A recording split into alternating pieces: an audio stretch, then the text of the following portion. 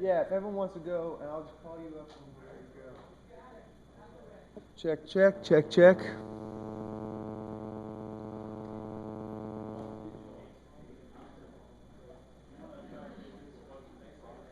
Yeah.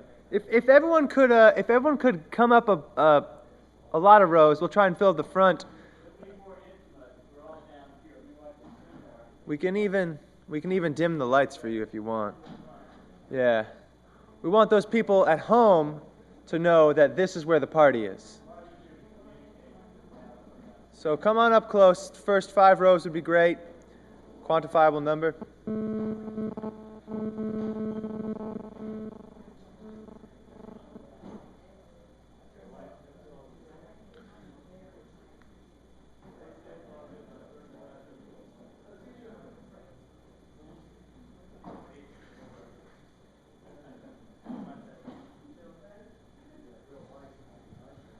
Hello? All right, well, thank you all for coming out to the song portion of the Song and Score Symposium. Presumably, you guys are writers of songs, singers of songs, or just lovers of songs. We have a real talented panel to give you a broad perspective on what the industry is like now, where it's coming from, where it's going, and maybe some things you didn't know was possible in the world of songwriting. I'm going to turn it over to John Snyder here to say a few words about the center, which is putting on this wonderful event. John Snyder. I feel like I know everybody in this room, but you know, the Center for Music and Arts Entrepreneurship is an organization that's run by the Music Industry Program here. And the name of the game is to try to help young people and others monetize their love for music. So this idea that we have going on today is, wow, was that film scoring thing amazing or something? These people were so impressive and so generous.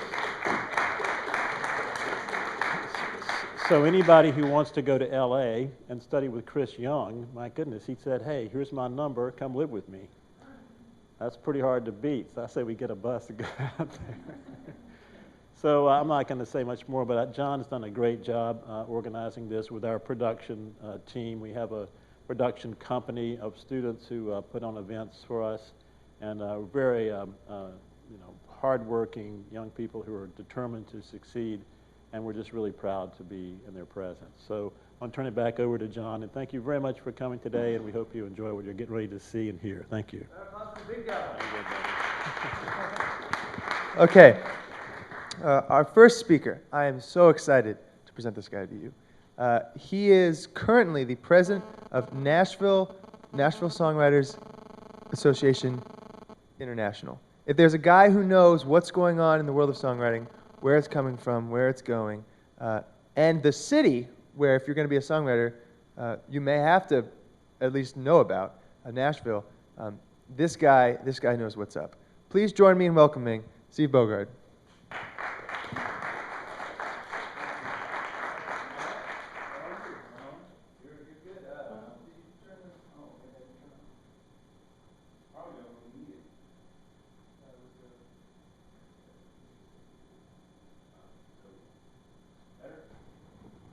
We happening? Now we are. Okay. Well, hi. Very nice to be here. Nice to be invited. Thank you, John. Thank you, John Paul. I'm having to do a little cheat sheet here because John Paul asked me such cutting-edge questions that, what's up now? Well, what time is it? The laws are changing every minute, and the film panel used that metaphor of being the best blacksmith in the world and watching a Model T go by. And the analogy I would use for people your age in this particular time is that we're at a Gutenberg moment. The Dark Ages are done, and somebody invented the printing press. And so we've all got to figure things out and change everything. And I can give you just a little background on myself. I have a vocation and an avocation. My vocation is I'm a songwriter and have been a professional songwriter really my whole life. About 10 number ones, a couple Grammy nominations. I'm on the new George Strait record. 100 million CDs and cuts, at least 300 cuts by various artists from Etta James to the Four Tops to George Strait to Rita Coolidge to Tim McGraw. So my story is probably similar to a lot of people. I was a guitar player, started a band. We got on TV, nobody could write, so I decided to try. Nobody could sing, so I decided to try. And we got a record deal when I was about 16, and I moved to Memphis, then followed Atlantic Records and got a staff writing deal in Miami when Criteria, when they were cut. I was there when they cut Layla and all those Spirit in the Dark for Aretha and that sort of thing. Stayed in Miami when Atlantic left. And started a family and did some jingles and film scores. Then in '83, a song that I had written 11 years prior, I wrote a song with Mike Utley, who's the keyboard player for the Coral Reefers. I wrote a song because a group came into the studio and they were called Tommy Latham and the Traveling Magic. And so I said to my buddy Utley, we were still in our teens, I said, look, they only have one song. If we just write something with the word magic in it, they're sure to cut it. They got to have a B-side. Back then, you had to have a B-side. So we wrote a song called Touch Me with Magic, and then 11 years later, the publisher dug it up, handed it to Marty Robbins, and it was a top 10 hit for him. It was my first BMI award. I found out about it sitting in the control room of a recording studio because I read it in Billboard. So if you don't think that there's serendipity and luck, and it's all the stuff that these guys said about just putting yourself out there, just go for it. Those kinds of things really, really do happen. So I won a BMI award and told my wife I thought it was too far to go for dinner, so I didn't show up to pick it up. And I was playing gigs in Miami, and when I got the award, and then when I got the checks, I figured it out a little better. And we moved to to Nashville in '83. Had my first #1 in '87. The business is very different than it was then. The business then was a lot about writing standalone songs, standalone writers, writing specifically to pitch to 8 or 10 other folks. That part of the business it still exists, but it is definitely on the wane. So the song slinger, the multi-talented songwriter who can do lyrics, who can use the craft to enhance an artist's vision, is much more how it works today. I got to write a couple songs with Dierks Bentley. Started early in his career, writing with him, a couple album cuts, a couple more album cuts, and then a couple of Grammy nominations. Writing with Dierks, using his sensibilities, but bringing the craft and the skills that I learned over years working on songwriting. The avocation part of what I do is the National Songwriters Association, or NSAI. It's a nonprofit lobbying group. It's a perfect circle and synergy of celebrating songs, which shameless plug, end of the month, this month, end of March, 1st of April, we're having Tin Pan South, which is the world's largest songwriter festival. It's in Nashville at 9 venues this year. 9 venues, 2 shows a night for those 5 nights with writers in the round. It's kind of a Nashville thing. You've probably seen it. Everybody sits around with guitars. Every show is completely unique because sometimes the writers know each other, sometimes they don't. Sometimes they're great musicians and play along and jam, and sometimes they really suck and they still play along and jam and make noises. But it's a great deal. So we celebrate, we educate. We got 150 regional workshops, including one here in New Orleans. We try to help aspiring songwriters hone their craft, learn how it works. We really try to help them learn the business end of it, the monetization end of it, because that's a very misunderstood and, on the surface, difficult part of the business. So one thing I would encourage you to do is, we gave out some brochures. If you can get a hold of NSAI, get online, just check it out. Check out the website. The dues aren't very expensive. We're nowhere in the royalty chain at all. We're out of the royalty chain, which is one of the reasons we can do the third of our three things, which is advocate. And I just got back from Washington, D.C. We've had over 3,000 individual visits to Congress with members and with staffers. We come in with small gangs, 2, 3, 4 of us, usually with a guitar. We usually either have an issue or we just come to say hello and explain what's going on in the songwriting business right now, which is not all good news, but there's some good news. We explain that, and then we usually end with a song. And we play them a song, and I don't know if you've ever been to Congress, but it's like a rabbit warren. It's like all underground and not a lot of good news. And so you bring these folks a song, and you got a friend. They, especially if it's a song they've heard, they go nuts. It's like a big party because you played them a song. It's nothing to us, but it's a big deal to them. So some of the ways that monetization has changed, the main thing is the demise of the mechanical royalty. Songwriters make money, songwriters and publishers make money 2 ways. Mechanicals, which is, well, 3 ways. Synchronization as well. Mechanicals, which is anything involving a physical sale, a digital download, anything involving exchange of money, sales. The other half of the pie is performance, which is your PROs, your performing rights organizations, BMI, ASCAP, CSAC, which you heard about. The other PRO that these gentlemen didn't mention, that those of you who are performers or have bands are going to want to think about in the coming years, and even now, is a PRO called Sound Exchange, which collects, there are 2 copyrights. There's the underlying work, and there's the master sound recording. So at this point in America, we don't pay royalties for terrestrial television and radio, regular traditional. We do pay royalties for all things digital, anything on the satellite or internet. We pay royalties to the performer. As a matter of fact, one of the best cutting-edge music platforms, Pandora, is very proud of paying almost 50% of their income out in royalties. Now, unfortunately for songwriters, only 4 cents of that goes to the underlying work, the songwriting part of it.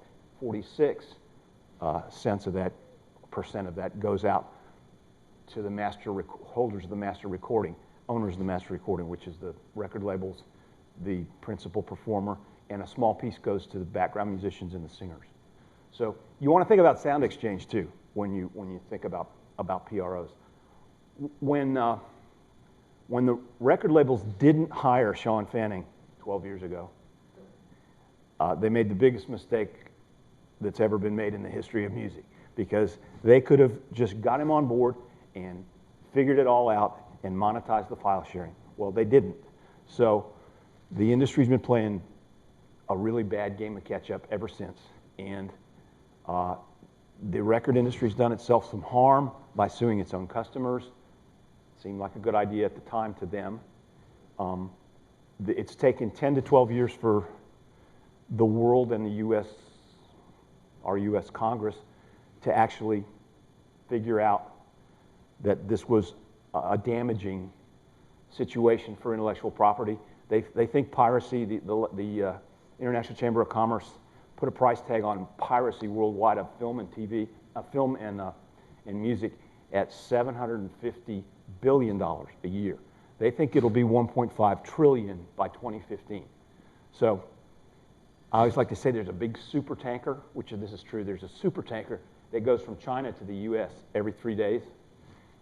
It comes over full. It's just for Walmart. Walmart only. Takes 3 days, goes 40 knots, goes back empty.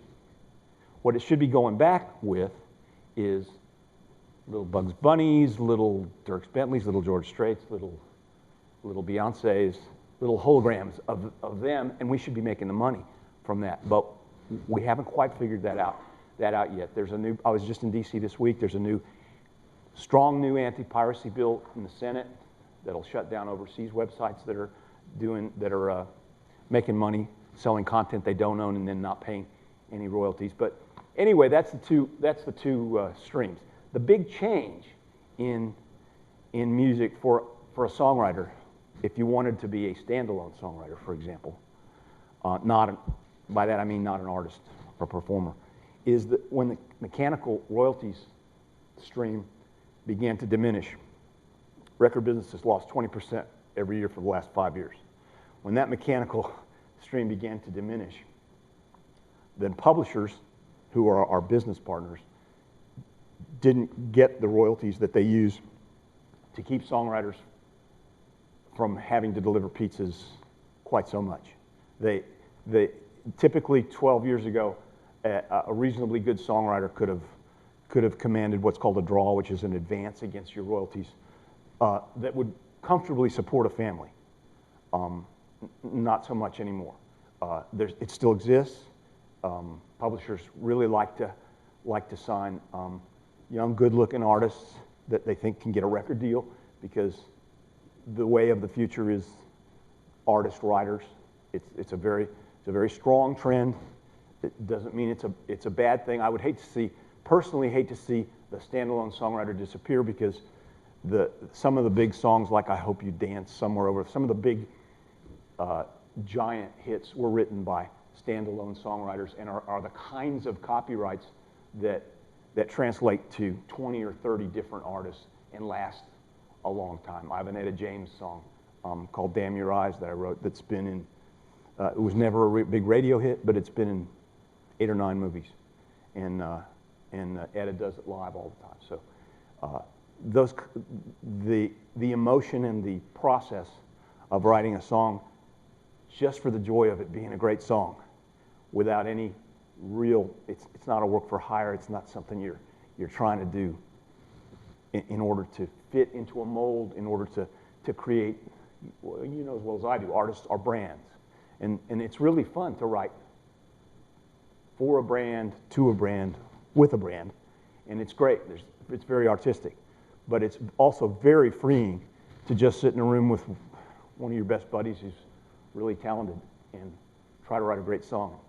Kick out ideas, kick them back and forth, and when you get the great one, you go, wow, carrying your love with me, that's a pretty good idea. Let's just do a metaphor about a bag and that sort of thing. And so what we're trying to do at NSAI with our advocacy is to help monetize and continue that process, so that at least that will still exist for as many of us as possible.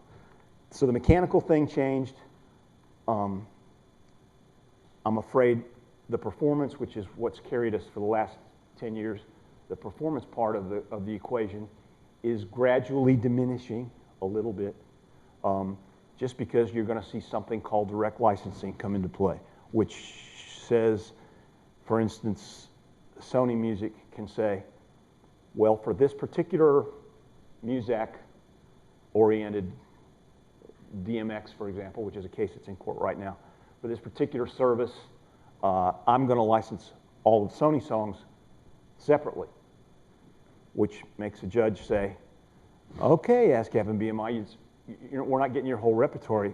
Now we're just getting everything but Sony, so your royalty rate is cut in half. Direct licensing could be the best thing. Nobody knows yet. That's why it's a Gutenberg moment. It could be the best thing that ever happened to music.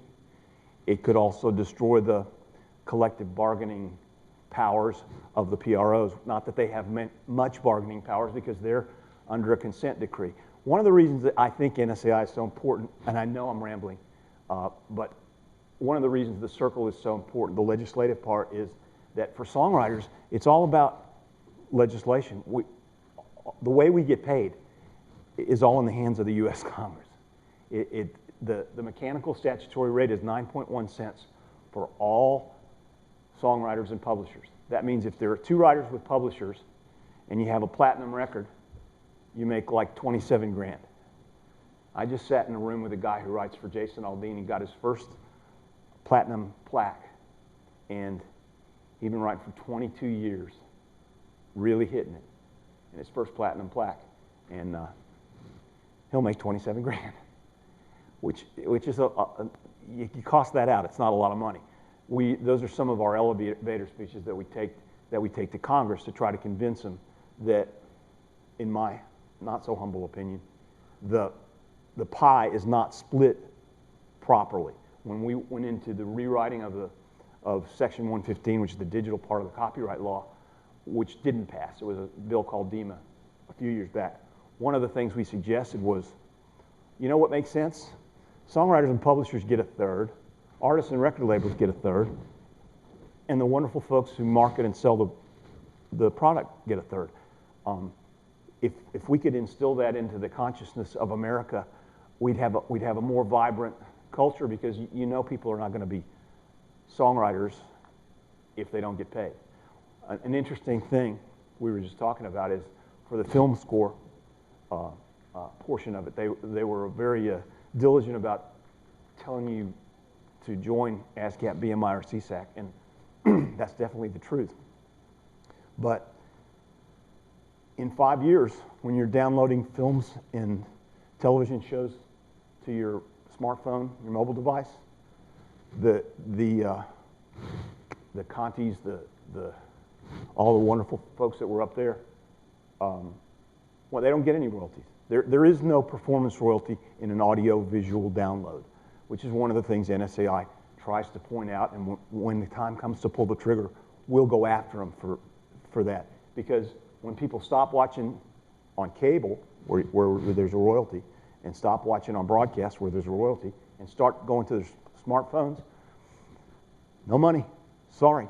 So an entire segment, a wonderful segment of our creative community is going to lose a big portion of its income. It's going to be, here's your 50 grand for the score. That's all you get. And they really do depend on the performance royalty. So those are the things NSAI does. You're kind of getting a feel for why I got sucked into doing so much work with and for NSAI, because I really believe in the mission. It's a 40-year-old organization, and the motto is, "It all begins with a song," which I think is true. Another big difference in monetization between now and 10, 12 years ago is the micro pennies that we get. My statement I wrote for Warner Chappell Music for 22 years, and they were a great partner. And my statement, which used to be, maybe 1/8 of an inch thick, and might represent a reasonable six-figure amount, is now about this thick and might represent 1/4 of that, because all the digital models are paying in micro pennies, 0.001 cents per play. So you have this big thick statement, which means it costs more money to administer. It costs more money for all the business and the paperwork part of things to administer all that, and sometimes it isn't even worth the trouble. In other words, sometimes it's just it's like if you have a little bit of digital play and it's a class action lawsuit from Sirius XM, and you only had a couple of songs during those years, your half hour to fill out the paperwork isn't worth the money that you're going to get. Sometimes it is, sometimes it isn't. But the point is, we're in a micro penny world, so I'd encourage the entrepreneurial spirits in all of us to think of ways to create efficiencies in the music administration, to learn about what your songs are worth,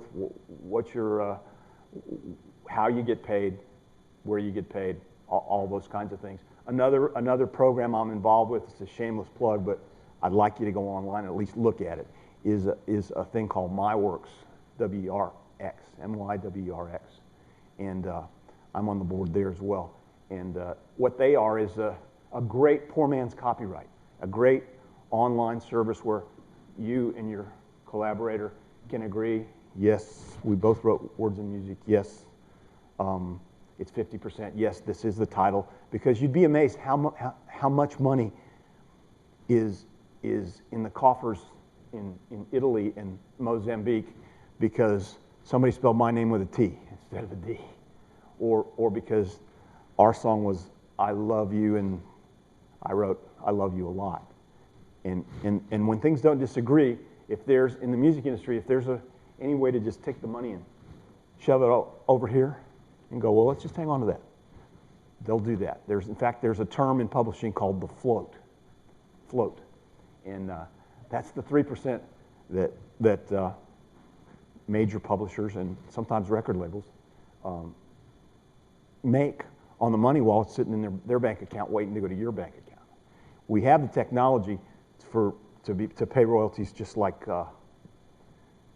watching your Starbucks coffee come out of your checking account online. We have the technology to do that. We have watermarking, we have fingerprinting, but legacy institutions often don't have the will to make those changes. It's going to be up to you guys to help us make those changes legislatively.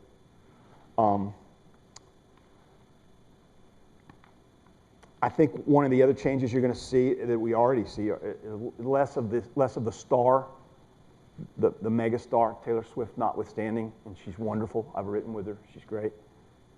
But we're going to see less of the Taylor Swifts, but more of the I play a house party, I probably make 6 figures, I made my own CD, I own my own studio, I'm smart about business, so I kept my publishing administration, so I control what happens to my work, and so that when a music supervisor wants to use something, I mean, there are literally shows like American Idol that there are major publishers that if they see those 3 letters on the publishing information, they go, forget it, I'm not using that song. That'll take me 6 months to get the permission to use it. Where if it's John Paul Music and they got a phone number, they pick up and can I use your song? 50 grand, okay. 20 grand, 10 grand. I'm being a little grandiose there. Pardon the expression. The other big change is record labels have had to become entertainment companies. You hear a very common term called the 360 deal, so that if you do get a record deal with a label, they participate in other parts of the income. They participate sometimes and often in publishing. They sometimes participate in merchandise management. It can be structured so that there are tiers, so that it doesn't happen until you're already making a lot of money. But that's what lawyers are for. But hardly any record deals these days are just based on the sale of product physically and digitally. There's just not enough money in it anymore. So the easier access is the good news. And we thought a while back that the sale of online product would put these 8 million bands worldwide on MySpace, would really put them on the map. And what it did is it created a problem of selectivity. So what your task is to make yourself stand out from the crowd, because there are so many things out there. Out of I think it's 9,000 albums came out last year, only 600 sold over 1,000 copies, which is not very many. So you got to figure out a way with an online presence with new media, obviously Facebook, all that stuff. You got to figure out a way to stand out from the crowd, and that's the essence of who you are musically. And I'll kind of, the last brilliant but difficult question John Paul asked was about truths. And one of the truths is you have to write from your perspective and from your emotions. And the whole idea of a song, the only thing that makes a song a great song is, does it evoke emotion? Does it make you feel something? Do you want to dance? Do you want to cry? Do you want to laugh? Do you want to make love to your girlfriend? any of those things, that's all good. But it doesn't have to be all about you. The difference in a specific artist, a pop artist, an alt artist, writing for their project, it can very well be all about them. But it may not be a hit if it's all about them. It's all about how much they like the smell of marigolds in a New Orleans rainstorm on a Friday. We're pretty narrow here. It may be beautiful, and it may work for their fans, and they may do well. But the idea that I kind of came up learning about songs and songwriting is the hit song. And the hit song is something that your specific emotion, your specific experience is inside it. But you broadened it out so that everybody could plug in what they feel. So that people, and especially in the genre I primarily write in country music, especially in country music, you want people to go, God, I wish I'd have said that. That's exactly how I feel about that. I wish I'd have said it that way. And or you want a big strapping brute who's exhausted from a hard day of work to come home and hit play and say, honey, listen to this song. This is how I feel about you. So that's the one tip that I can give you. The coin of the realm in songwriting is the idea. Now that might be a musical motif for some people, which is great. Or it might be a title, that's the old school way. Or it might be a concept that you have to kind of craft into a title that becomes a hook. But the main thing is that it's something everybody can plug into, and that you can write a cogent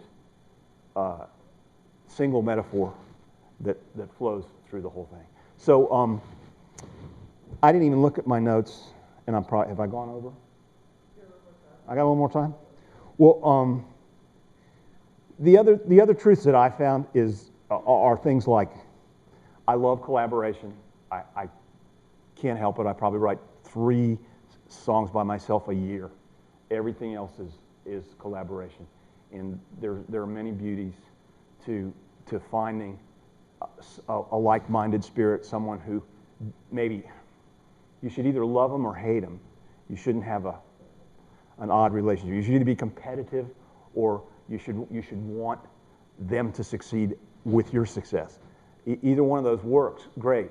But if you have not a thought in your head that day, often your buddy will, or your collaborator will have some kind of a thought, or will have a lick, or will have read. I had a #1 record because my friend had just read Lonesome Dove, and he was playing a little riff with, and the rain sounded like the sound of a lonesome dove, because he liked those 2 words together. And we wrote a song called Till You Cry around it, which was a #1 record for, you never heard of this guy, he was before you were born, but Eddie Raven. But there are a lot of ways that collaboration can really keep the juices flowing. And you know, songwriting is it's an art, and people are born with it, and people think it's really all about talent. It is a little about talent. It's a lot about persistence. It's a lot about craft. It's a lot about doing it every single day. So that's really the 2 tips that I could give you. Emotional content. Don't be afraid to feel stuff. And then when you feel things, you're really sad because you had to take your dad's car keys away because he's so old he can't. You know, you caught him half lost in your neighborhood. So you said, you got to say, Dad, I had to take your car. I got to take your keys away. It's not safe anymore. So that brings up some kind of a deep emotion. And the other day I wrote a song with that moment in it, but broadened it out. It's called "You Can Feel the World Changing," but you're standing still. About how we're standing still, but our lives change around us. Sometimes the world keeps turning and we're standing still. So what I'd encourage you to do is to feel things, have relationships, have emotions. Dallas Frazier once said, a songwriter is just a head with great big ears and nothing in between. So you're listening all the time for what people are saying, what people are feeling, and then you're trying to change that, change it, expand on it, make it into a universal metaphor, a universal words and music situation that everybody can understand and like. I'm done.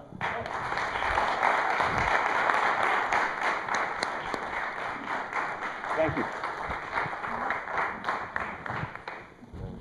All right, our next speaker is sort of a different take on the songwriting world. She spent over 20 years, well over 20 years, working in the professional music industry before she started her own venture to try and give songwriters and music writers and lyric writers and anyone who is involved with songs a new way to work with their material. I'll let her tell you more about it. Please join me in welcoming Andrea Stanley.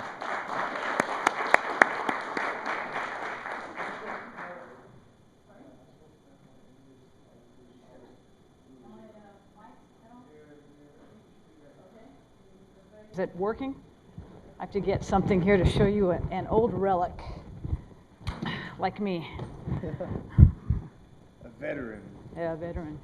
Yeah, I did work in the music industry for 27 years, and it was awesome. I will tell you, I worked for a record company, for Warner Brothers Records, and as much as the record industry now is sort of evil, in a sense, when I started, it was not evil. It was just a phenomenal place to be, and I was around with bands like Van Halen and Prince and Madonna, and sat in rooms with Eric Clapton, and they used to come to our little patio area, and they would sit and play for us and sing, you know, acoustic sets, and that was my gig. When I was growing up, we were really entrenched in the music and the creative aspect of music, and so the label for me was a phenomenal experience. And then my kids, of course, I would take them to all the gigs and the shows and the things, so it was awesome.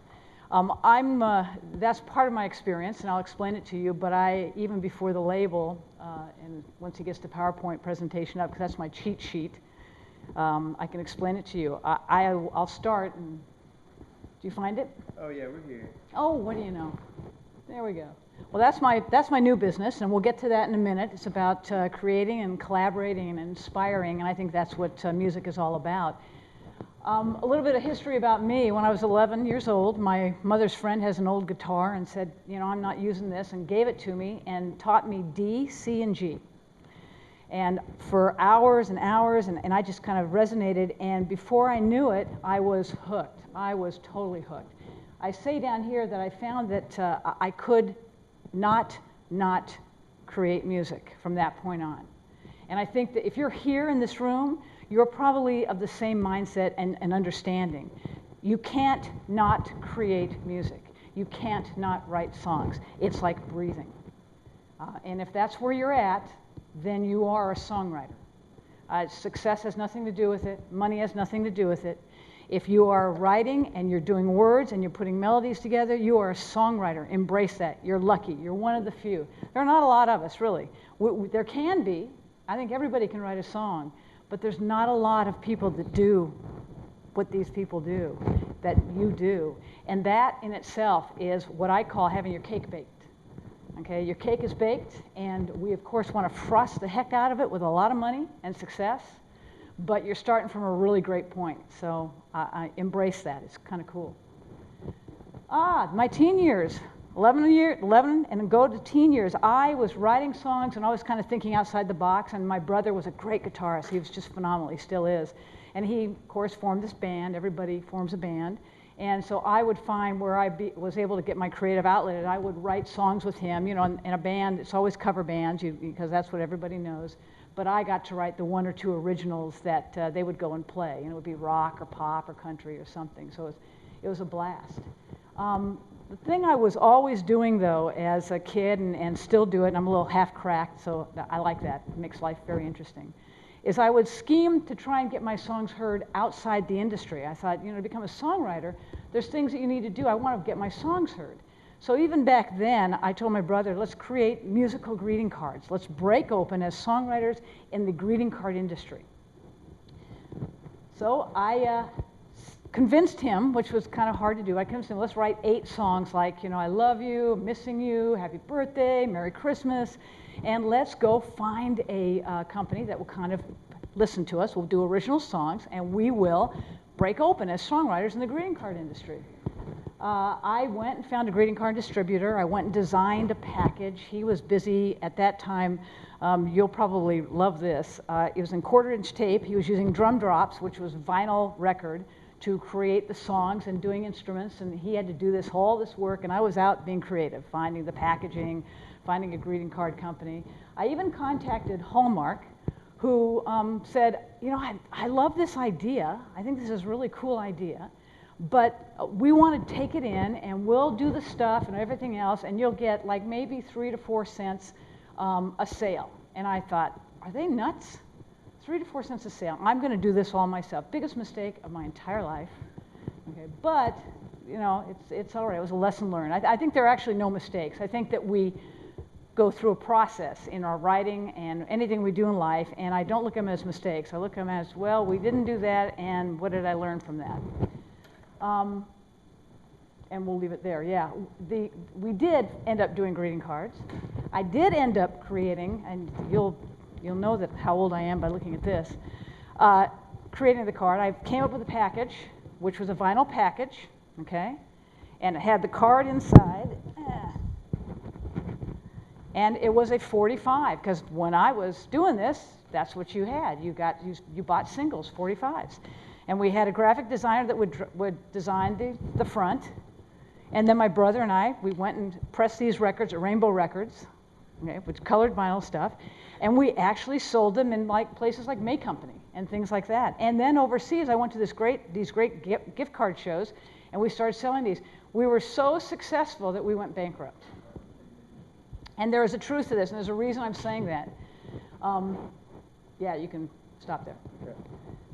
What happened is, and it's a real important lesson, okay? We tend to get really creative, and we love our creativity to go, and we do things that are creative, but we don't balance it out with an understanding of business. And exactly what you were talking about. You must understand, if you're a songwriter and you're in this business of songwriting, and you're doing anything creative, and you're an artist, whatever you are, that's great, but you're going to be doing it all by yourself, and you're going to be making no money if you don't marry yourself with an understanding of marketing and business and promotion and everything else that goes with it. It empowers you. And even if it's not you, partner with somebody that has those strengths. Because, like I said, we sold, in one of the reasons that we were so successful that we went bankrupt is that people love these cards. But in the greeting card industry, every 2 months, you had to come with 8 new cards. They weren't in the music business. They didn't care that these were selling out and that they should just replenish with the same cards. In their mindset, it was, nope, you've got 8 cards. Well, in 2 months, you've got to bring me 8 more and 8 more and 8 more. What does that mean to me on a creative level? I have to, kill my brother, who's going to do 8 songs every 2 weeks, and it takes him at that point about 1 song every 10 days because he was splicing tape and doing it. So there was no way that we could keep up with the demand, so we failed. Now, it was a great success within the failure and a great lesson learned. Business, understand the aspects of business. Understand what Steve was saying also about how you make money and how you can do things better by learning the business aspect of it. Adulthood. As I got older and I married young, I was 20 when I got married. My husband said, I love what you're doing with your brother and the music and writing these 2 songs for, the band that's in the garage next door, but we need to eat, so get a real job. So I was real fortunate to live in Glendale, California, and that was about 20 minutes away from Warner Brothers Records. And I thought, if I'm going to get a job and I'm going to earn an income, I'm going to do it in music. And what I'm going to do is I'm going to go to Warner Brothers Records, I'm going to get a job there, and they're going to discover me as a great songwriter. So I did. I went to Warner Brothers Records. I interviewed for the international department, and I lied through my teeth. Can you take shorthand? Sure I can. Can you type? Of course I can. All this stuff, because in my mind, which I think is something I want to really say to you guys, I think you should tell people what they want to hear to get where you want to go, okay, if your intention is true. And what I mean by that is that everything I told in the interview, I can type, I can take shorthand, I knew that I would have to go learn that and have to go do it. So my intention was, I'm going to do this, I'm going to do a great job, but I'm going to do whatever I can and say whatever I can to get where I need to go. I think that, you know, often we're way too polite and we're way too courteous and we live within these little walls. You probably don't because you're more the creative person. But we tend to hear and trust people when they say, no, you can't do it that way. I'm here to tell you, don't listen to anybody who tells you, no, you can't do it that way. And especially in music and in any place you go. You want to do it this way, you go do it this way. And you want to figure out how to get there, you figure out how to get there. If your intention is true, I break the walls down. Do what you've got to do.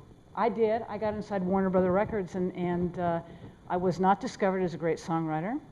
I found that everybody sitting in every desk and everywhere was a great musician, songwriter, rock star, or whatever it was, and it was just about the business of music. And I learned to love the business of music, and I found out that I was really good at it. So I had this career, and I started in the international department. And the international department is a mini label. And within the international department, you do everything in this one department that the company is doing individually out here. So inside a record label, you might be in, there's a marketing, and there's a production, and there's a A&R, and there's a merchandise, and there's these little bitty departments. International is one little thing. So the 8 of us were doing everything, and it was kind of a fun thing for me to learn. And I loved it. And I did everything. I took bands on tours. I was in recording sessions. I went overseas and you know, did some interviews with stuff. I then did promotion and marketing and video and sort of kind of became a jack of all trades in the industry, and I loved it. It was just a wonderful creative thing. Go ahead. And I was married to a programmer. And that was also a very cool thing. Warner Brothers Records in the late 70s and early 80s was just getting into the computer age, just getting into computers. And my husband was a programmer, and he was learning how to do, you know, programming and design. So I had this great idea that we wanted to network the international department. And it would be the first time that any company had been networked at that level. And I talked him into it. And so that he came in and worked with the IT staff there, and I did the analysis of the department. And so we took all of our 8 people's individual jobs, and we kind of had them input into this one system. So my boss, instead of having to run out to all the 8 people and to find out, well, what are you doing, what are you doing, he could actually use the computer system and learned, you know, hey, they're doing this, this, and this, and it was a kind of a cool thing. So we were the first department to be networked at Warner Brothers Records, and I did that with my husband based on me, you know, again, lying with intent and letting them to get me to do it. It sort of sealed our fate in the company. The last 10 years that I was at Warner Brothers Records, they sent me around to most of the departments, and I did a lot of the analytical work there. And my husband came in and built standalone access databases that actually run the departments today. Merch, A&R, production, catalog, and all kinds of things. And my husband's still there today, and my 2 daughters work there, and that's why I say it's been very good to me. But within all this and doing all this thing, you can go ahead and switch. I got to back up. Creating means never having to say you're sorry. It is true. I lost money on this, and we went bankrupt on this, but I was showing this to a friend at Warner Brothers Records, and one of the production guys, production VP, came in and said, that's really cool. Let me take a look at that. I said, hey, thank you so much. And he said, you know what, we're doing a special packaging gig, and we're going to use this for a bunch of releases, and thank you so much, and I'm going to pay you for it. And I thought, thank you so much. Made a little money back on what I went bankrupt of, but we used those packaging for like Hot for Teacher, Van Halen, a couple, you don't know the band, I even forget the name of the band now. It was a country band. It'll come to me later. But it's cool, it's interesting. Whatever you create sometimes will come back around. So never worry about something you create not working at a certain time. It may find its way. It's kind of a cool thing. I never left songwriting. From that 11-year-old kid, okay, I was at Warner's, I was working in music, it was wonderful, but every waking moment I wrote songs. I continued my passion. I went to Nashville at least twice a year. Love that city, and you guys should go. If you're songwriters, you should go. I don't care what you're writing, you should go. And I'll explain that in a minute. But I continued to cut demos, to network, to co-write, to pitch songs, to do what I needed to do to express this thing in me that I could not do. At that point, I discovered what's going to lead us to show you what this niche business is that I've developed. Nashville recording studios forced me to keep what were called backing tracks. It was the best practice in the world. You'd come in, and the session players would come in, and they'd create the instrumental backing tracks, and it's great. And then the singers would come in, and they would sing. Most exhilarating experience I've ever had, to watch your thing, your little melody and lyric that you do on a guitar and vocal, come to life with these professional people and these musicians, another art that adds to what you do. Okay, I used to always say they would write the songs, not me. I'd give them the lyric and the melody, and they'd come bring life to it. And they would say, look, you know, the singer you may want to change this down the road, but you need to keep your backing tracks, keep your instrumental tracks. Because if one of the singers gets a deal and you're not going to be able to use them again, you can come back and recut it. So I would say yes, and over the years I accumulated about 300 really cool backing tracks, instrumentals, which were really great sounding. I would take these songs and pitch them, and you'd go in one door in Nashville. Has anybody been to Nashville? I know you're there, but you've been, okay, so you guys know. You walk in one door and out the other. You go down the row of all these places. You got publishing companies, one right after the other. And I would spend days where I would maybe do 10 or 15 meetings a day. And I'd go into one door, and the guy'd say, God, I love the track and the melody, the lyrics are not moving me. Go in the next door, the lyrics are moving me, but the melody's not doing anything. I mean, it's just all subjective. But if I heard an underlying theme that maybe the song's not working, I would also hear an underlying thing that the track is, I like the track, you know, but the song's not working. So I would go back, I would take the backing track, and I would create a whole new melody and lyric inside that track.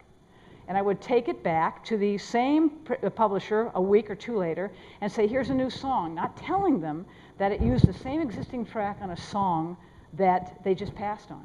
And 9 times out of 10, I'd get holds, or I'd get keeps of new songs that I created using the same exact tracks.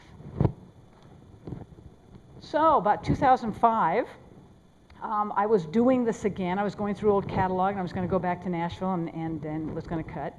And I thought, wait a minute, you know, why don't I offer these tracks to songwriters around the world and see what they can do with them, use it as sort of a collaborative idea.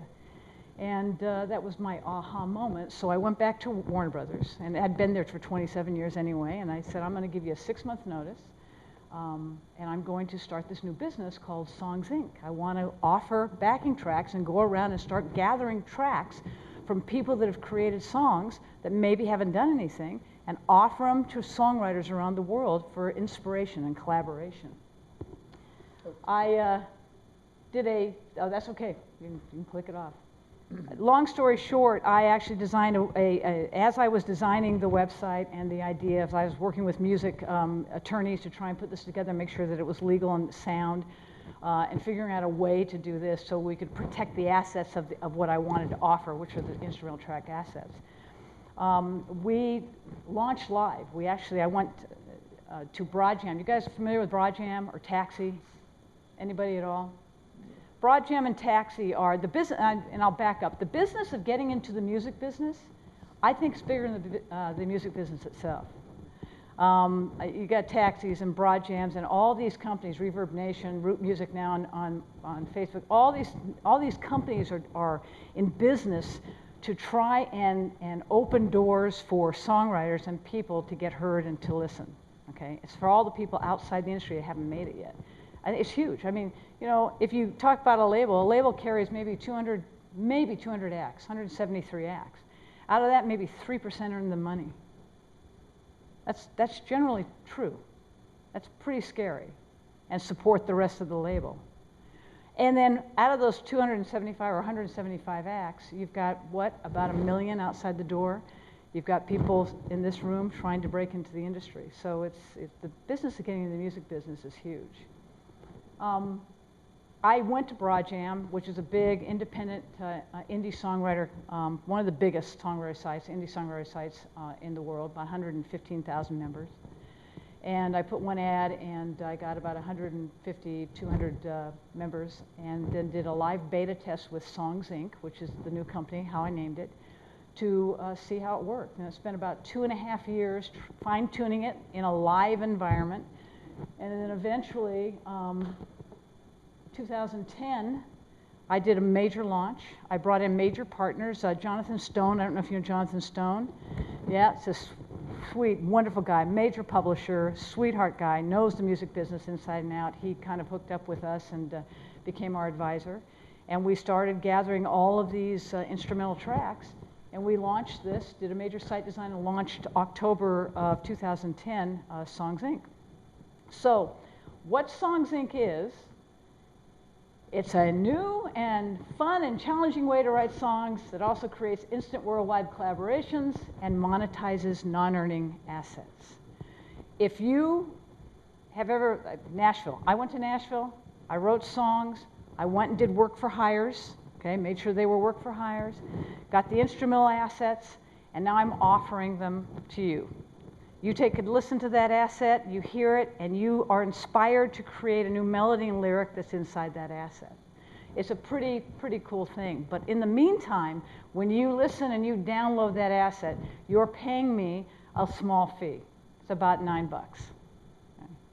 But I'm earning money with an asset, okay, that never earned me any money, and that's inspiring you to create new songs. Master owners, which are the ones that own the instrumental assets, they can earn like 40% of every download fee. It's about $1.67 would be the least amount of money that the master owners earn when they get downloaded. They also retain in this model that we created a percentage of every song created that's inspired by their track. And then the songwriter can use the track, and the way that we use it legally is as a sample in the production of their new song demo master. But it's a really cool way. You can go ahead. It's a really cool way to create a song. It's not the only way, but it is a cool way. And it actually hooks you up with people all over the world that you would never talk to or never reach. We have two products. It's fully produced instrumental tracks and it's melody tracks. And the melody tracks are those instrumental tracks, but with predominant melody lines above the track.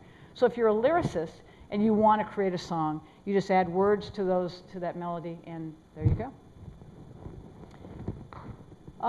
We, as a company, because we're connected, we have a lot of people that we work with, and because of my relationships in the industry, we take the songs, the really great songs that are created, and we have an awesome rating system, and we work them. We send them to song pluggers, to music supervisors, to whoever we can. We've got Jonathan Stone, there's another guy who's got a lot of contacts and is trying to work them as well. We advise and mentor. Jonathan Stone does a lot of things on the site that he talks to songwriters about. And we try to educate you the way that Steve was saying, get educated, copyright, do this, do that, learn the business side as well as be involved in the creative side. You can slip this one, but this one here, I was wondering if you'd like to hear two songs by members, okay, using one track. And this is one member in England downloaded this track, and one member in Philadelphia actually downloaded this track. And they created two different songs. It's about 45 seconds of each. You're going to hear the first song, and then you'll hear the second song kind of segue in. It'll give you an idea of how one track can inspire two songs.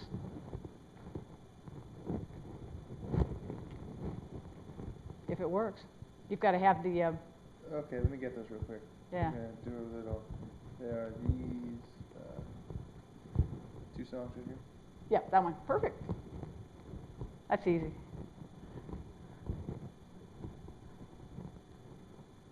Member songs, member demos.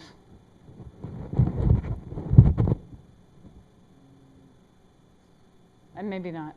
No, we'll get it. I'm committed. Not committed to this, though.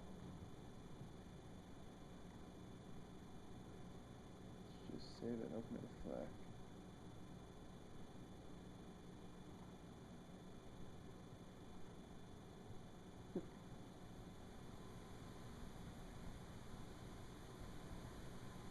All right, Jean Paul. Hey. iTunes. Or Windows.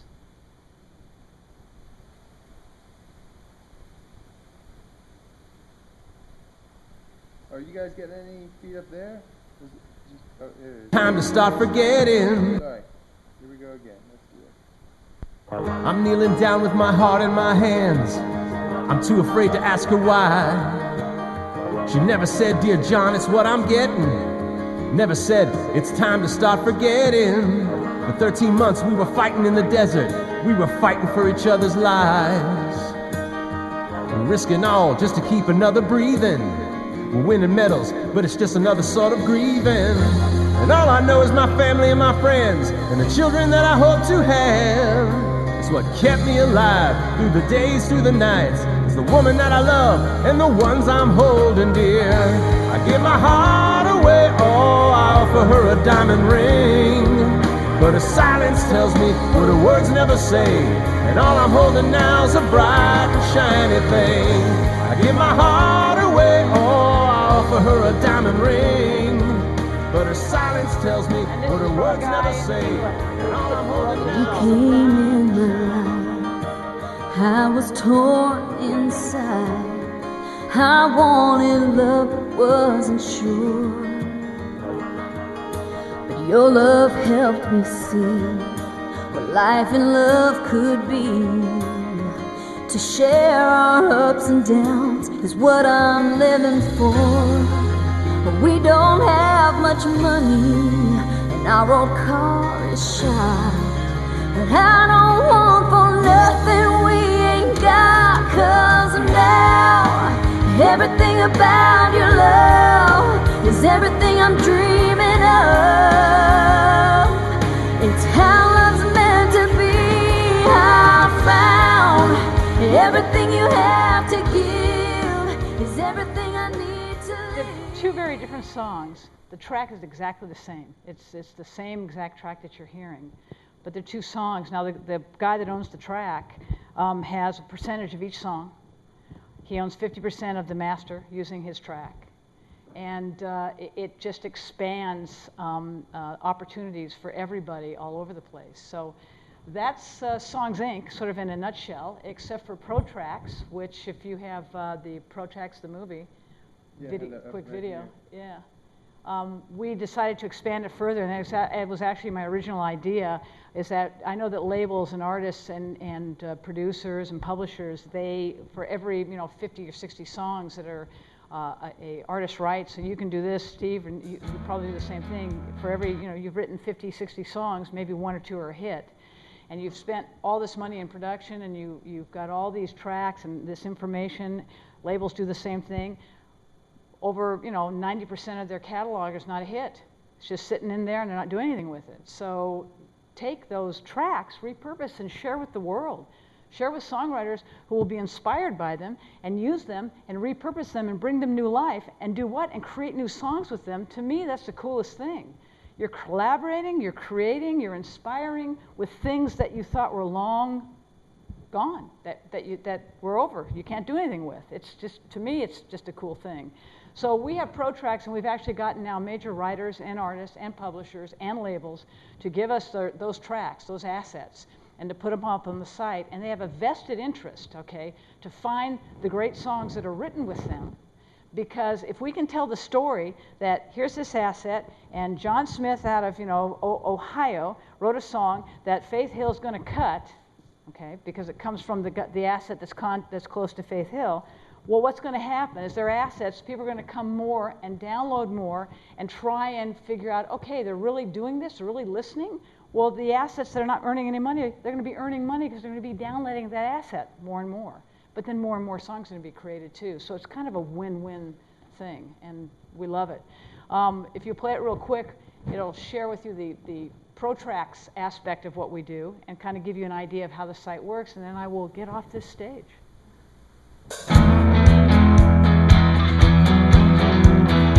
Create, collaborate, inspire. Songs Inc. provides its members with an opportunity unlike any other. Write a song with music industry professionals anytime you want. When you create a song using Songs Inc. Pro Tracks, you're using the actual backing tracks created by professional songwriters and publishers working in the music industry today. These Pro Track owners produce, represent, and write with such artists as Taylor Swift, George Strait, Sir Mix-a-Lot, The Vandals, Christina Aguilera, Jason Aldean, and Jewel. The moment you create a song using a Songs Inc. Pro track, you have a partnership with a music industry professional. They have a vested interest in hearing and working with top-rated songs created using their Pro tracks. Every song you write using a Songs Inc. Pro track is a collaboration with that Pro track owner. You both share in the rights to that song, as well as the revenue that song makes. How cool is that? So check out Pro Tracks for free and start writing a great song with one of our pros. It's as simple as finding a track you love, creating a melody inside that track, writing lyrics for that melody, and when you're ready, take the track into the studio and record the vocal. Saw you walking down my street, just the kind I'd like to meet. The possibilities are endless. With eyes of blue, I think I like the look of you. I wonder. Songwriters, lyricists, track owners. Create, collaborate, inspire. Songs Inc. Well, that's Songs sort of in a nutshell. And as I said, it's not the only way to write a song. It's just a different way to write a song. And that's what we're here for. We're here to figure out different ways to create, to get songs heard, to inspire the world or ourselves, and to figure out a way to actually earn a living doing it. So I just encourage you all to do a few things. Learn about the business. Make sure that you understand how it works. Really, the music industry is changing, but it's still a business. It always will be a business. Figure out innovative ways to share and to collaborate and to work together and to bring songs forward. And understand that your cake's baked. That your starting point is that your cake's baked. And that you guys are really at a really fortunate place. And then lie your way into any place, anywhere, anyhow, as long as your intention is true. And figure it out. I just think that we're just really lucky to be in this business, and we're very fortunate to be writing songs. And from that point, I'm just so pleased to be sharing this with you and to be here and to say thank you. Andrea Stanley.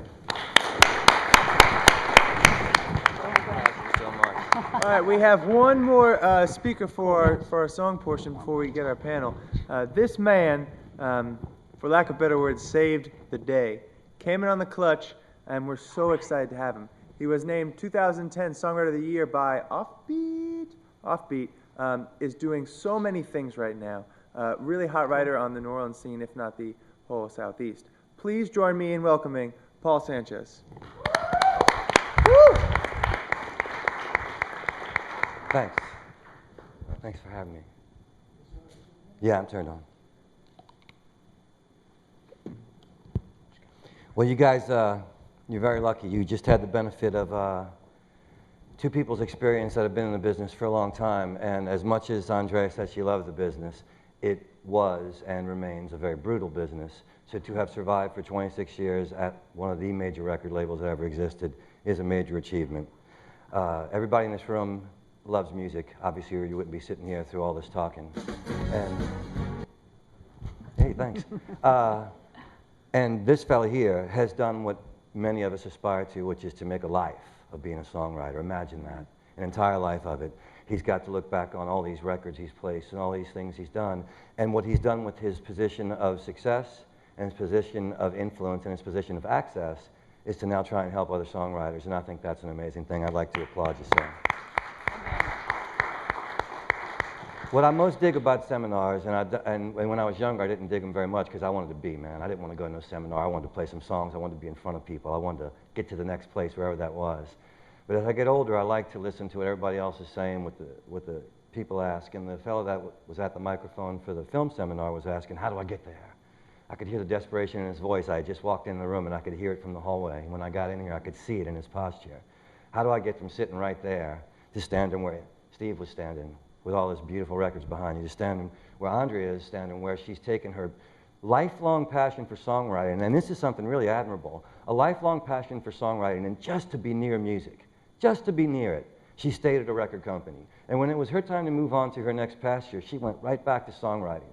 And while still trying to place her own songs, she came up with something entirely innovative, which is to try and create songs using people from around the world. And just listening to those two tracks, that little sample you heard, how different a melody and lyric can be within the framework of one chord progression. Now, quite honestly, Western popular music is 3 or 4 chord progressions over and over again. That's how pop songs get to be pop songs. You go, oh, that sounds awful familiar. Well, that's the reason for that. What they both brought to the thing, and which each of you guys brought to this room, and which you're going to have to keep in your pockets for the rest of your life if you want to stay in music, is passion. When he spoke about business, man, he was informative. I was digging it. I was like, wow, this is language that I'm learning. I hope these young people are absorbing this. But when he talked about songs, sparkle in his eyes was there. It wasn't a guy who'd been in the business 40 years. It was that kid in his bedroom who just wanted that next lyric, man. Couldn't wait to write the next song. That's why he's still doing it. You dig? She talks about her experience of being 11 years old, writing with her brother. She's still doing it. So if you love it that much, because when I was graduating college, or not, I didn't graduate, when I was in college, I started getting gigs halfway through. My friends were all going to be doctors and lawyers and movers and shakers, and I started playing gigs, and I wound up dropping out. Sorry, shouldn't be saying that. But the fact of the matter was, 25 years later, when the economy hit the skids and my friends who had gone on to have 20 years worth of jobs got laid off without retirement, got told they were no longer wanted or used, they had a life of wishing that they had maybe pursued something they loved. And I didn't have Steve's success in the business. I was in a rock band, and that's a really thin pie when you try and slice that. And that band didn't work out so well for me after 15 years. I have about 11 albums and 20, 35, 40 songs that I'm not getting any of those wonderful different royalties he's talking about.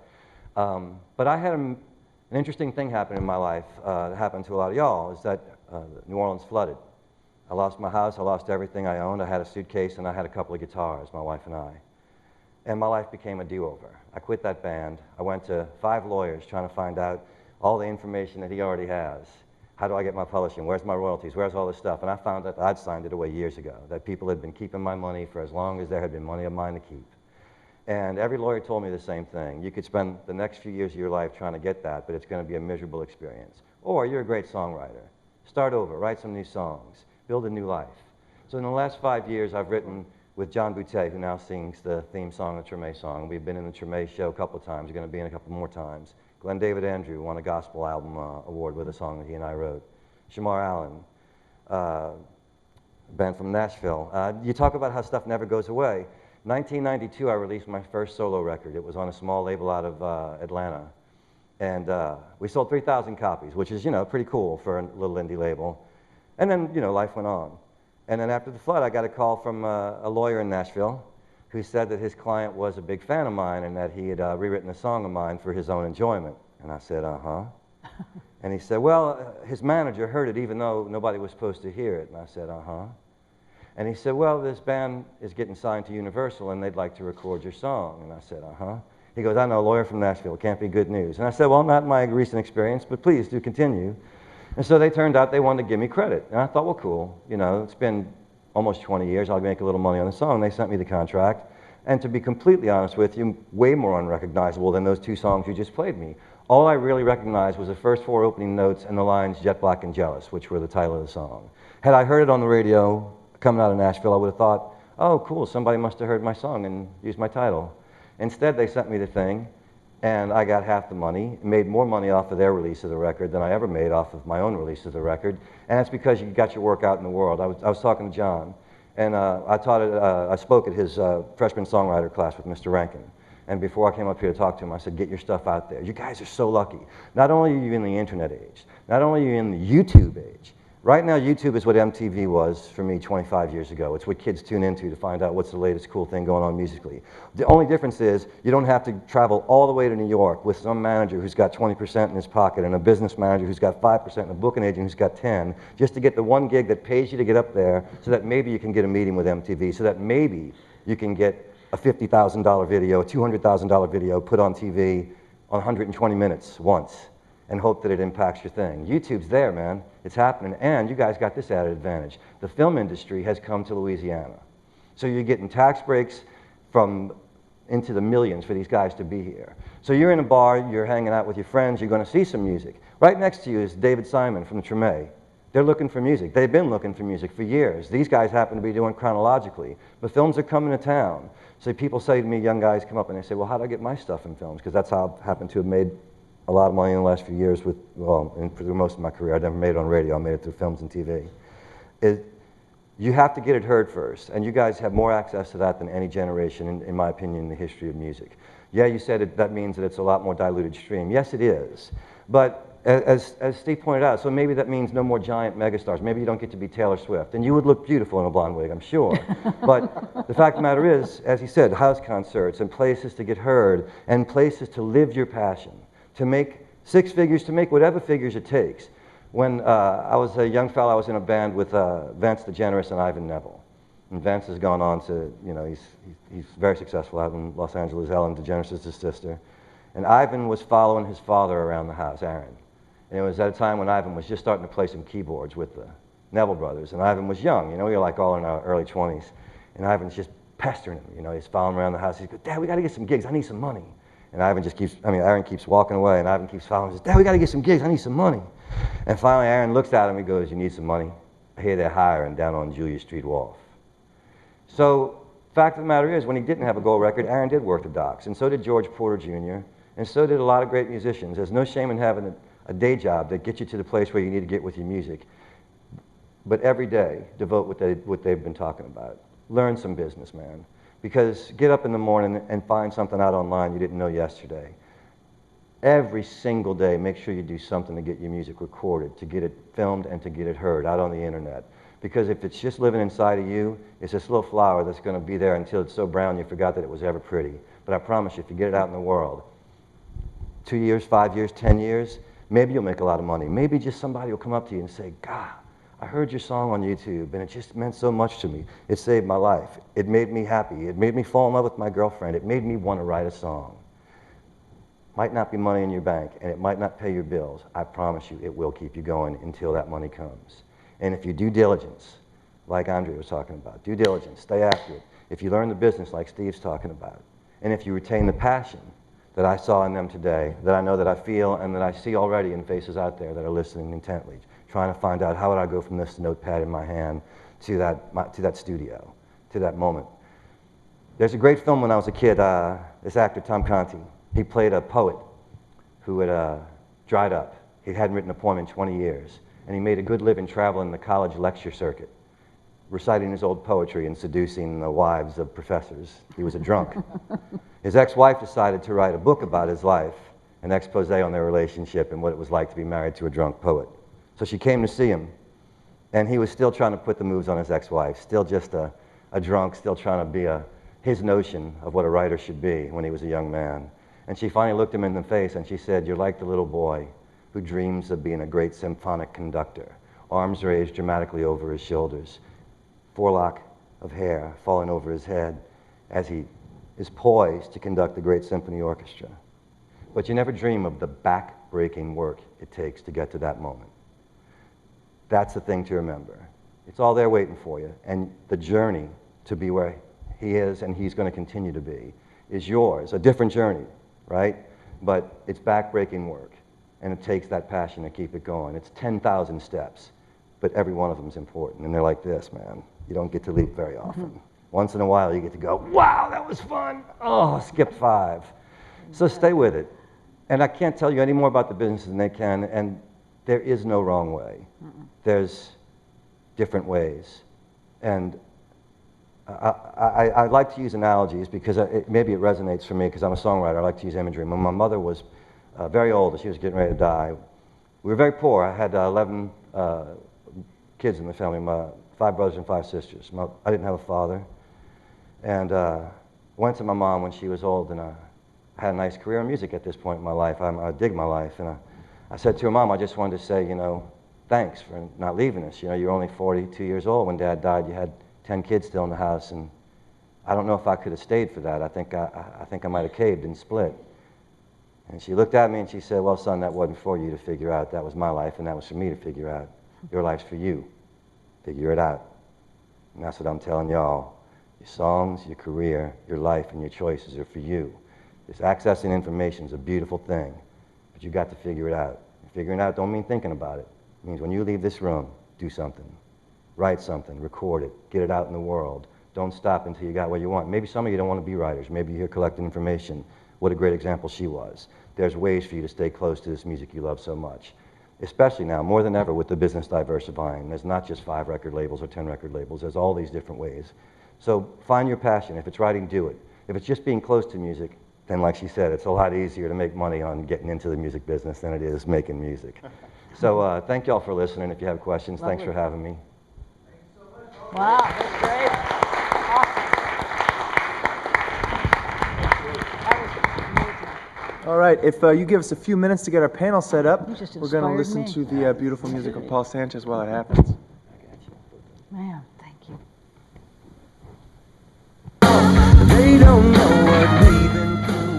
They don't know about I'll grab more cookies, feel free. Cookies free. This is awful. we're just gonna be enemies. I know you can't believe I could just leave it wrong, and you can't make it right. I'm gonna take off tonight into the night. I hear him talk, the coldest story ever told. Somewhere far along this road, he lost his soul to a woman so heartless. How can you be so heartless? Oh, how can you be so heartless? How can you be so heartless? Oh, how can you be so heartless? How can you be so heartless? Oh, how can you be so heartless? I'm going to go pull up the center feed and see if we have any more questions. Anyone listening at home can send us a question through the center feed. I'll pull up the website right here. Well, rather, if you're streaming us at home, you know what the website is. Not if you can hear me. Okay, what's your name? John. John's a name for men. You need a name that makes you feel like a. The only reason I asked him to bring John, bring it, is I was just in D.C. and guys, one of the staffers from the congressional office asked me something about a Dirk Bentley song I wrote and how it came about, where it came from. And I said, well, it was this and this and this, and I couldn't have done it if I hadn't had a guitar with me.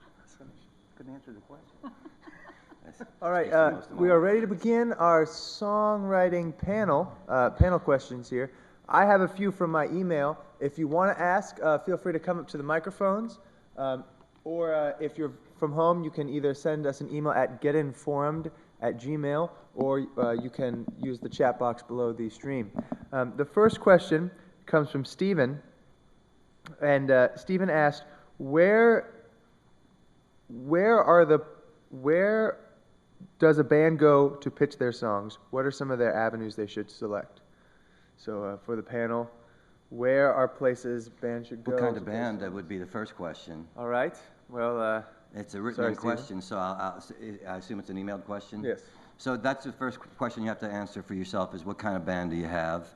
And when you decide what that is, these days it's also compartmentalized and you can pursue online, because that's where all the information is these days, the best avenues to pursue. Punk rock even has avenues that didn't exist 5 years ago because of the internet. So find out who you are first is a good answer. And also, I'd add to that, social media is the biggest new thing going. I mean, I'm telling you anything you don't know. But the point is that legit, big-time management record labels are actually using Facebook and MySpace and stuff, and they're looking at the hits. And I mean, it works in the music world, it works in the book world. People go, "Hey, you only have 5,000 hits on your MySpace. You're not happening yet."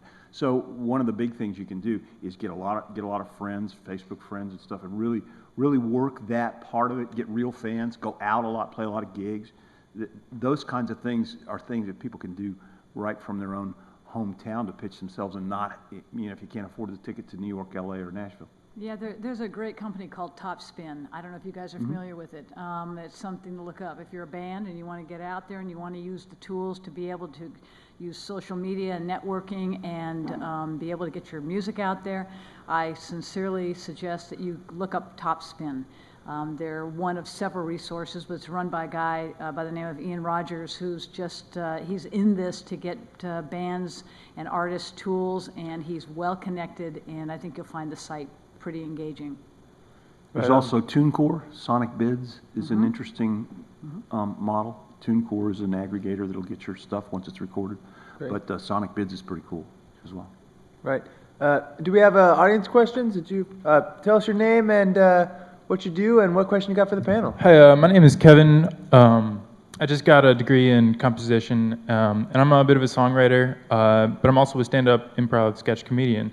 And a lot of my songs are humorous in nature, and I was wondering, like, is there a market? What should I do? What can be done with funny songs, basically? Great question. I think there's always been a market for funny songs. Back in the 30s and 40s, they referred to them as novelty songs. In the 60s, people like Steve Martin, and he still does, cross over into music and mix up comedy occasionally still with his stuff. So there's obviously a market for it, and the market that exists is the same market we've been talking about. It's the internet, especially for something like that, which is a unique thing. It's not something that's going to be a hit record per se, so you can't pursue the traditional channels. But what you do is entertaining, and if you can apply a visual to it, then you can put it on YouTube, you can get it heard, and the chances, you raise your chances of being seen by somebody who's actually got a financed project. Perhaps that particular song won't be used in that project, but if you keep the music out there and you use Facebook, and I've been very successful at this since the flood. I didn't know anything about computers after the flood. MySpace was still burning up right after the flood happened in 2005, and Facebook was just starting. I remember talking to John about it a few years ago in lessons and saying, you really got to pursue this thing, it's really exploding. So use the social media things and create art.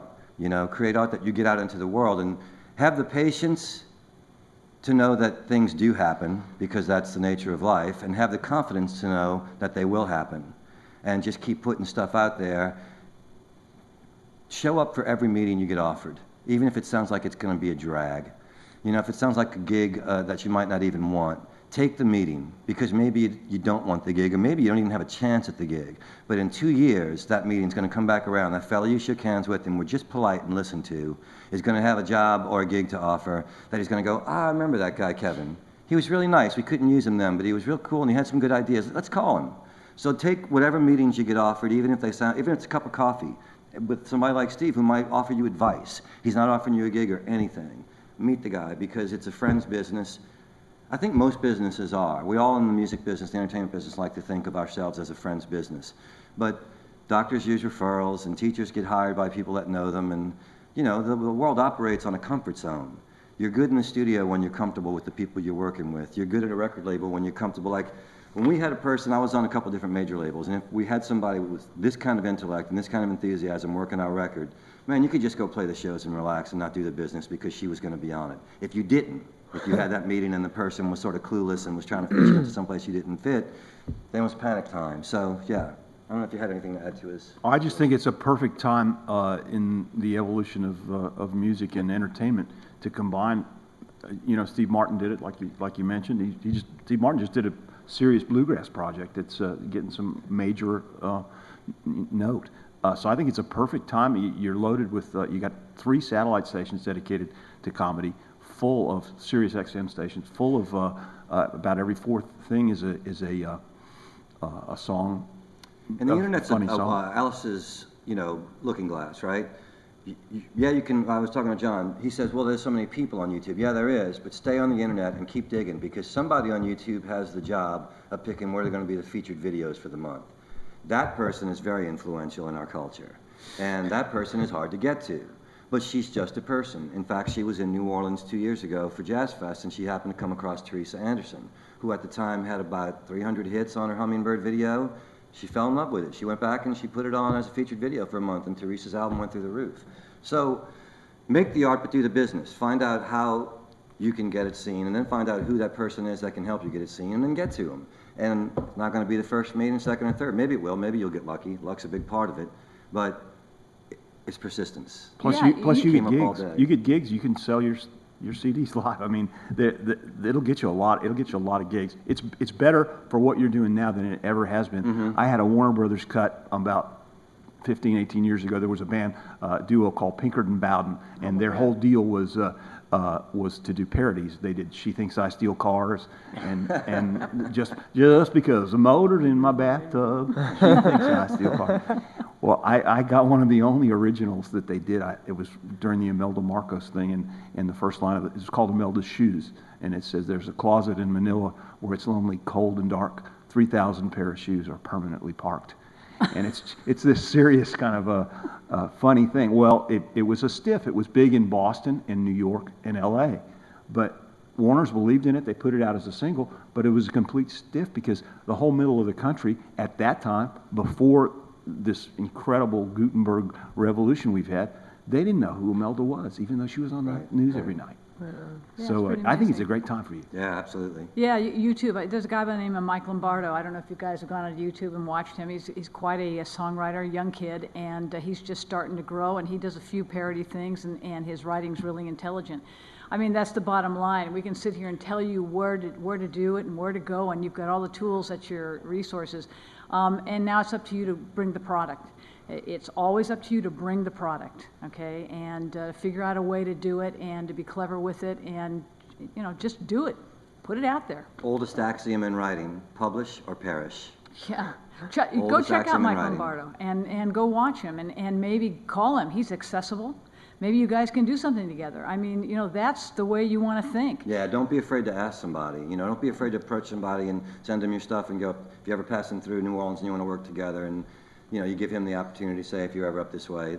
Don't be, you might get a no, but you It's might like not. any gig. I mean, if I go fight for like a Warner Brothers, I lied my way into Warner Brothers. Well, if I sucked, I wouldn't have been there that long.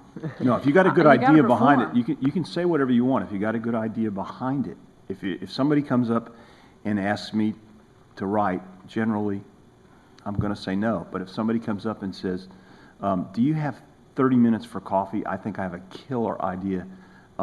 Anytime in the next couple of weeks, because I think I have a killer song idea. I'd just like to run it by you." Then they've got my attention. Hey, Steve. That's right. Karen from our email asked, "Hello, I'm a 26-year-old songwriter and am debating moving to Nashville. What are some of the pros and cons?"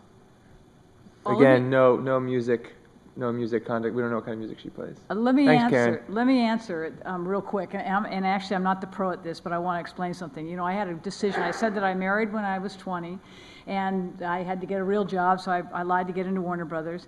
But I will tell you something. I was having some success when I was about 24, 25, and I had a couple holds by George Strait, and some things were happening. And I was told at that time when I was in Nashville, look, come here. I'd worked for Warner Records, and I think it was Jim Ed Norman at the time was at the label. And because I'd done some gigs, I kind of got friendly with him. And he said, come here, I'll set you up with the writers, I'll do whatever you got to do. And I said, no. My decision. Okay, I said no. I won't do that. I've got two kids now, and I'm from a young family, and my husband's got this gig going, and I'm working at Warner Records here, and I just don't think I can do it. I can make it by not going to Nashville. I'll tell you what. If you're serious about it, and that's really what you want to do, and I don't regret making the decision, but I will tell you that I think I might be saying something different here or being another kind of a personality here had I made that decision. No one will ever know. But it's important. Go where the opportunity is and follow through with that opportunity. I think it's real important to do that. Yeah, I would concur. I did the other thing. I had 2 kids, 4 and 8 rooms of furniture, a total of $5,000 in the bank, and got a U-Haul, got in a big truck, big wheel strapped to the back, and moved to Nashville with no gig and no knowledge of whether I'd ever get one. And it worked out pretty well, but it was a big leap of faith. Nashville is like, the pros and cons are this. The cons is the competition is very intense. There are less chances for standalone songs to to be recorded and a little bit less money in the pipeline right now. The pros are it's a wonderful, nurturing community full of creative people who share the instant bond that the three of us can feel up here. It's a whole town full of those people. There's an organization, NSAI, where there's a building. You can you join, it costs you $150 a year, you join, you get your songs evaluated, you can record them, you got writers' rooms, you got people who will say, you're not ready for this, but you're ready for that. So it's a brilliant place. I love it. It's become my home, and I would truly encourage you, if songwriting is your dream, don't hold back. Also, one has to decide what one wants for one's life. After the flood, I was sitting with a filmmaker friend of mine, a young guy. He's, I think, maybe 30, just turned 30. And he was wondering if he should maybe leave New Orleans because it was so bleak at the time, and should he maybe go to Los Angeles. And he'd gotten some advice from an artist who was older and a little bitter about having stayed in New Orleans. And I said to him that if you want to be Steven Spielberg and make $200 million films and win Oscars for the next 25 years, then yeah, you're already late for getting out there. If you want to be a guy who makes quality films that he loves and enjoys the pace of this life in New Orleans, which is unique to any city in the world, then you're in the right city. Another fella came up to me after a gig and he said, Paul, I've been coming to see you for so long, I just got to ask you this. You know I play drums? I'm like, yeah. He goes, well, I want to leave Baton Rouge. I want to live in Austin. And I got a friend of mine offered me a gig, and I just think if I don't go, I'm going to regret it for the rest of my life. What should I do? And I said, well, you just answered your own question. So ask yourself the question, and if the answer inside of you is, I have to do this, I think you stressed that earlier, then you have to do it. Okay. If the answer is, I think I want to do this, then tiptoe a little more slowly, because there's plenty of ways to do it that don't involve going to Nashville. Nashville, to be quite honest with you, and with all due respect to two people who made their careers there, it did not work for me at all. And I'll tell you why. I wanted to be a songwriter, and I couldn't fit into anybody's pigeonhole. In fact, I just finished doing 24 songs on a musical that I worked on that is 1965 to 2005 in New Orleans, and it was exhilarating for the very fact that I got to write R&B, gospel, jazz, hip-hop, rap, all kinds of styles. I took meetings in Nashville for the 16 years I was in the rock band I was in, because we did well. We were on a couple of major labels, and if you're on a major label, people in Nashville will actually let you in their office. And it started when I was 33, and my last meeting was right after the flood when I was 46. And at that time, the guy who was giving me the exact same advice I'd been getting for 15 years was now 15 years younger than me. I'm sitting in a publisher's office who's maybe 10 years younger than me, and he's giving me the same advice I've been hearing since I was his age, which was, if you want to come to Nashville, be prepared to live here for 5 years before you get a cut on anybody's record. It is a community, and it is a closed community. They will nurture and they will welcome, but it's a long line standing to where you want to be. And this was, and I don't know if this, I'm going to be honest with you, because this is what happened to me. This is what got told to me. The guy leaned across his desk, young fella, leaned across his desk and he goes, and I'm going to tell you right now, in Nashville, we don't want any fresh ideas. We don't want anything original. What's on the radio right now, that's what I want you bringing into this office. And I smiled and I thanked him for the meeting and I went back about my life. So, and I've had a nice time of it. You know, I like the songs I write, and I like that I'm making money off of it, and my wife likes that too.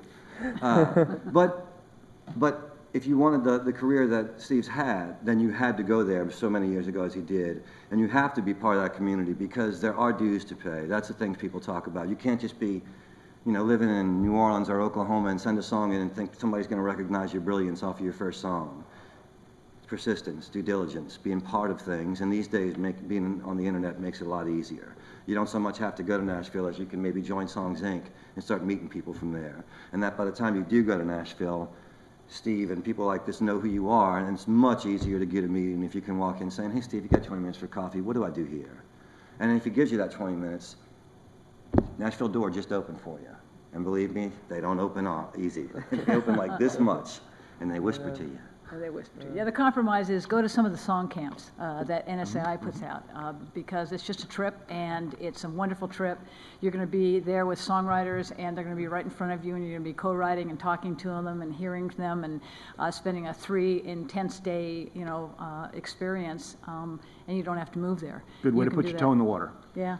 And there's very few cities besides Nashville. I mean, you know, being a musician in any town, being a songwriter is a difficult road to choose because of the money, but at least, as he said, you are in a very nurturing environment. I have a lot of friends who live in Nashville, and it is a very supportive environment. When I do go back there to either hang out or make music, you're surrounded by people who are doing the same thing and who are glad that you're doing it. They're not like trying to horn in on your thing, they just want to be near it. And besides New Orleans, I can't think of too many cities that are like that. LA is extremely cutthroat. New York it's got a music community, but you talk about a closed community and a really expensive one. So in Nashville, yeah, you might have to have a day gig to get by until that 5 years passes and you get that first cut, but you're going to be surrounded in that day gig by people trying to live the same life. You're going to learn a lot about yourself and about your songs, and that's not such a bad life to have, really, until the moment comes when you get to do the thing you want to do. Right on. I hope that helps, Karen, if you're listening. Do we have another question? Please tell us your name and which question it is. I'm John, and I was wondering, there seems to be a multiplicity of approaches towards the music business, but as a songwriter, when you approach songwriting, do you have to be a gigging musician, or it's like, can you still make it as a standalone writer going into Nashville? I mean, you've talked a lot about that, but what would be like, what would be the most efficient way cutting through the waters? Would you be gigging, or would you just be writing and going around the song circles and shopping? Each person's path is different, you know. Steve likes to collaborate, and he likes to, obviously from listening to him talk, he likes the actual art of writing. And that's what he spent his life, it sounds like, doing. Whereas I really like being on stage and singing my songs and telling the stories that go along with them. The standalone writer, I guess, is what you kept referring to it as. So you have to decide, once again, that keeps coming up for me, who are you and what is it you want to do? Because as they said many times, there is no set way to go about it, and then don't let anybody tell you you can't. If you really want to do it, then be it and live it and go find out how to do it. Don't wait for somebody to give you permission. This, I can't stress enough. I waited for permission my whole life, and the internet changed that for me. I didn't have to ask anybody's permission to write the kind of songs I wanted, to pursue the path I wanted, which happened to be a different and unique path than the average rock band wanted to pursue, and it didn't fit into what I was doing. So, no, I mean, is there a way in Nashville? I think that's a great answer. I mean, if you're living your life carefully and playing by percentages, then you listen to all that input, and if that's the kind of person you are, you should be that kind of person. The percentage of writers who are not artist writers is going down. But ask Brett James, Rivers Rutherford, ask the 10 guys. Well, ask me. I'm still making money, and I'm an old guy. And if there's only 10 standalone writers that are rocking and are getting the phone's getting picked up by Sarah Evans and Tim McGraw and you know, all the biggest stars. You just got to work until you're one of those 10, if that's what you want to do. You know, people feel the truth. They feel the passion. If you're in there trying to pretend to be something you're not, it's going to resonate that way with the audience. You're going to be okay, it's kind of a good guy, whatever, but if you're passionate and you're bringing it and you are, you know, just your heart and soul's into this thing, it tends to resonate with your audience. That's where you've got to start from. Thank you. Do we have any more questions?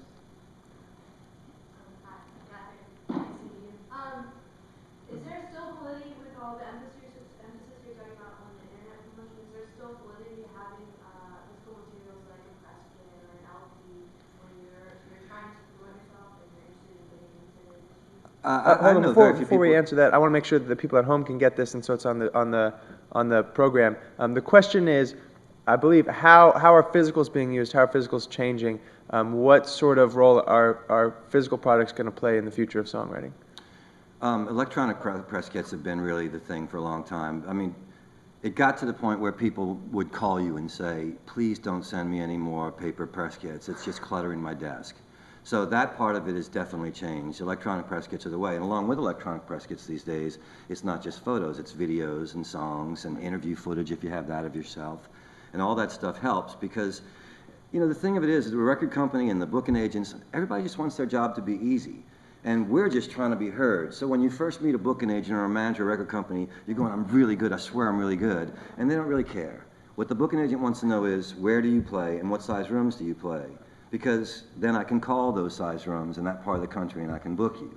And I can spread from there. So you want to provide the information that makes it easy. Is a physical CD still important? I think if you can do a physical CD that's, and you do it reasonably and have it look respectable and sound good, if you ask John Prine, he spent a whole career on major labels getting 70 cents a record and selling tons of them. And then he started Oh Boy Records with Albinetta, and the first one sold 500 grand, big 500,000. But the big difference, he didn't sell as many records, but he got $5 for every record instead of 80 cents. So if you can make physical product reasonably and sell 1,000 or 10,000, you just figure out where your profit point is, and people will mainly buy them when you're physically there. Right. And they want to have a piece of the experience they had with you. They're and still to take doing home. that. You know, they're on the road, and they're house parties, anything else. They're out there doing, here's 10 CDs today I sold, here's 20 over here. However you can make it happen using the physical or you know, the digital stuff. I think on a mass level, the CDs are clearly, you know, fading. That's what's reshaping the music business. But for most artists, and particularly New Orleans artists, because people that come to New Orleans are already looking to bring something back from New Orleans with them. And CDs for New Orleans artists are definitely like postcard souvenirs that people bring home with them. I think, as Steve said, at house concerts and at shows, it's the point of purchase sale, as it's what it's referred to as, and your fans will do that. And I also think, like in the briefest sort of way, in helping you get a gig, but the chances of somebody these days, even the promoters that are booking gigs, are downloading. So now ironically you mentioned vinyl, and who would have thought vinyl would come back, and now vinyl is enjoying a resurgence. So if you have the resources, the financial resources to press, say, 500 or 1,000 CDs and maybe 200 pieces of vinyl, yeah, because somebody's going to hang on to vinyl a lot more than they will CDs these days. They can burn the CD and then they don't even know where they put it. But the vinyl looks cool, man. And now people are buying the USB turntables, and it's pretty interesting to old guys like us that the thing we love so much is coming back. I definitely want to print up vinyl copies of 9 Lives, the musical I just did, just so I can have it on vinyl. You know, I'll go out of pocket for 100 of them just just see it on vinyl again. Cool. Yeah. Any more questions? All right. Well, let's get our panel's perspective. A few words for our students. They're gonna leave our symposium. What's the last thing you want to put in their heads? Let's go down. Steve, start us off. Figure out who you are, find your dream, and follow it. It's one step at a time. It's not easy. Be able to back up say whatever you want and be able to back it up. But follow your heart, follow your dream. Right on. Paul. Been saying this to people for a long time. Dig what you do and do what you dig. There it is. Yeah, at the risk of going all secret on you, everything that you see in front of you was first a thought, which means that you can create anything if you put your mind to it. That's right. So thank you all so much for coming out. Let's get a round of applause for our panel. Steve Bogard, Paul Sanchez, Andrea Stanley. If you have questions, they'll be around for a little bit. You can ask away. Thank you for coming out to our Song and Score Symposium. Thank y'all.